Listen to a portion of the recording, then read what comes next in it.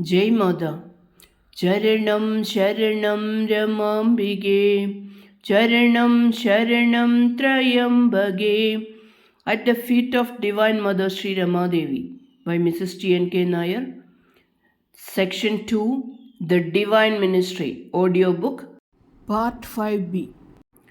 That night, Mother, her eyes twinkling with the mischief and divine victory of Krishna, asked us, "Today, in that Prema Bhava, I would have made the sedate ladies of Trichur dance to Bol Hari Bol. What would you have done?"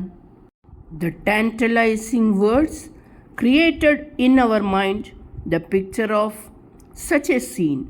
My husband said, "Oh, Mother, no, it would shock the public too much." And Mother laughed like a little child. Actually, some years back, such intoxication had come to many lady devotees, which Mother had prevented as they were all in Grihastha Dharma. During that visit to Trichur, many felt that self-same ecstasy. One day, my daughter, when prostrating before the Mother, saw twin golden rosy-hued feet adorned with gems resting on a beautiful golden lotus. Such was the impact that she felt she nearly lost consciousness. Yet another day, there was a feast in our house where sannyasins from all the ashramas in Trichur were invited. It was Mother's nature to honor sannyasins, and so it was only after they were served that she sat down for her meal. When she came out to wash her hands, my young son was there to pour the water for her. Laughingly, she took the vessel from him, and after washing her hands, she gave a playful tweak to his nose. The divine fragrance of sandal and camphor filled him, and for some hours he was in a daze. There was quite a stampede round the little boy, as everyone found to their delight that they too could smell the fragrance on him. There were many who came to Mother burdened by grief and sufferings. A word, a look, or a touch from Mother, and they were made whole again. Some afflicted by mental disturbances were cured and later became Mother's disciples. Some Christian ladies who attended the sessions did not miss a single darshan of Mother because in her they felt the presence of their master. Once, when Mother was absorbed in the Mahabhava of Devi, a devout worshipper of Devi came before her. In a trembling voice, he started verses in praise of Devi. Suddenly, a cry of awe escaped him. His hair stood on end in bliss, and he lost consciousness.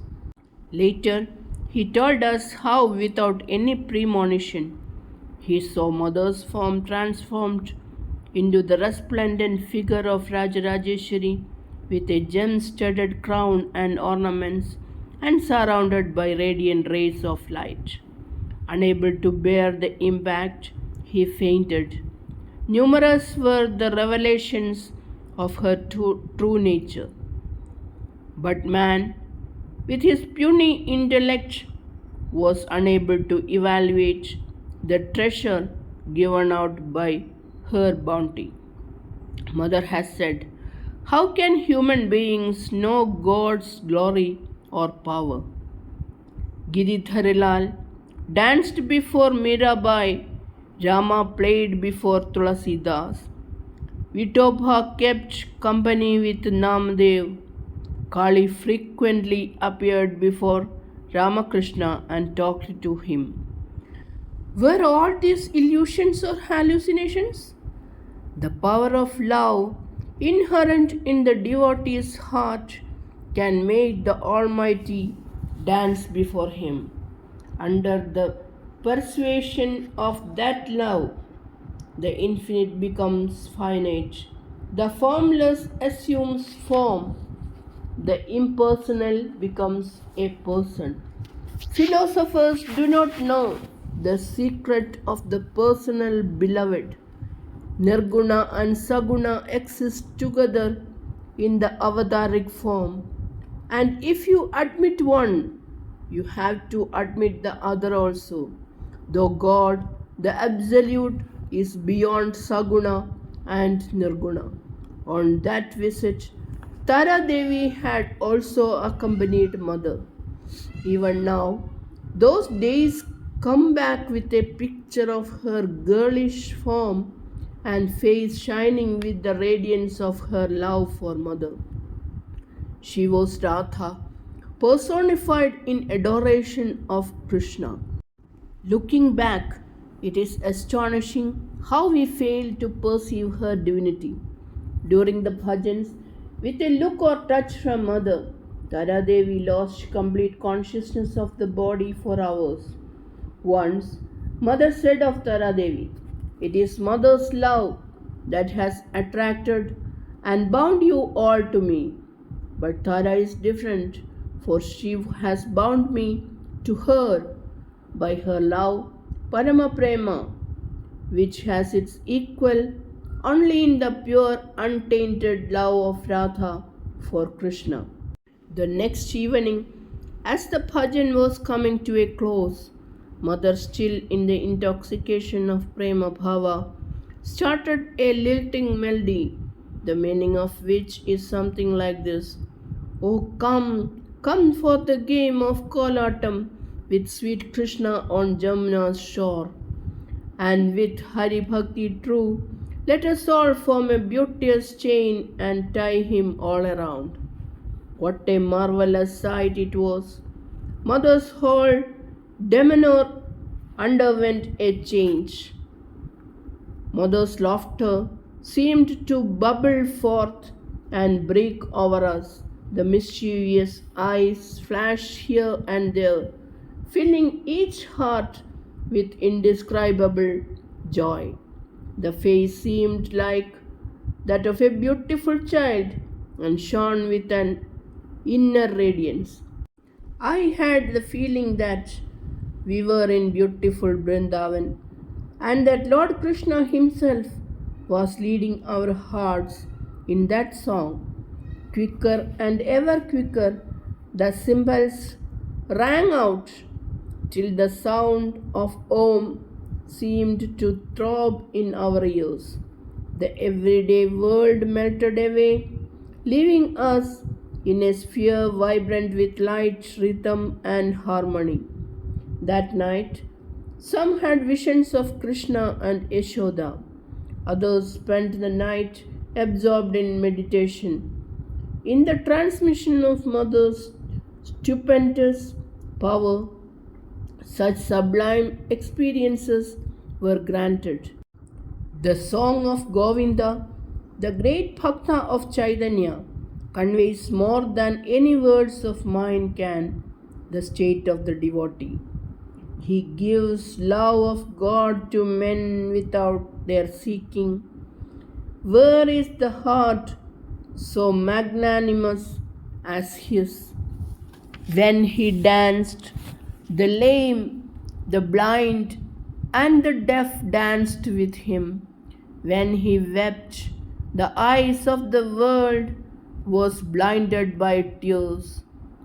When he called Krishna, Krishna aloud, the sound was caught by the multitude, and it reverberated in air from direction to direction. It is for this I believe him to be God. Thursday was a day of silence for Mother, and she usually spent the day in utter solitude. In Trichur too, this was observed. The chastening influence of Mother's deep silence pervaded the house. Sri Krishna Bhagat Mother's consort, who had not come with Mother, was to arrive that evening. The day before, Mother had enjoined us to receive and serve him with all care till she came out of her solitude. My husband went to Shornur to bring him by car to Trichur. When they arrived, they were greeted by devotees who had assembled at our house to pay homage to him with garlands and deepams. As soon as he stepped out from the car, my cousin, a doctor, hastened to wash his feet. When he looked around, he could not find a towel to wipe his feet. Without a second thought, he took off the very fine Angavastra he was wearing round his shoulders and wiped the holy feet reverentially. Bhagavan's gentle face broke into a smile of benediction, and he wished us all with folded palms. He was garlanded and taken inside with arati and obeisance from all present. Meanwhile, my cousin felt that Mother's elusive fragrance was around him.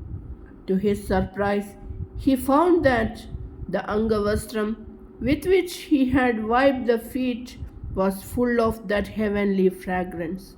All crowded round him to get a whiff of that fragrance. It was then that he was inspired to say, "When we worship Mother as Parashakti, then who else is her consort but Sri Bhagavan himself?"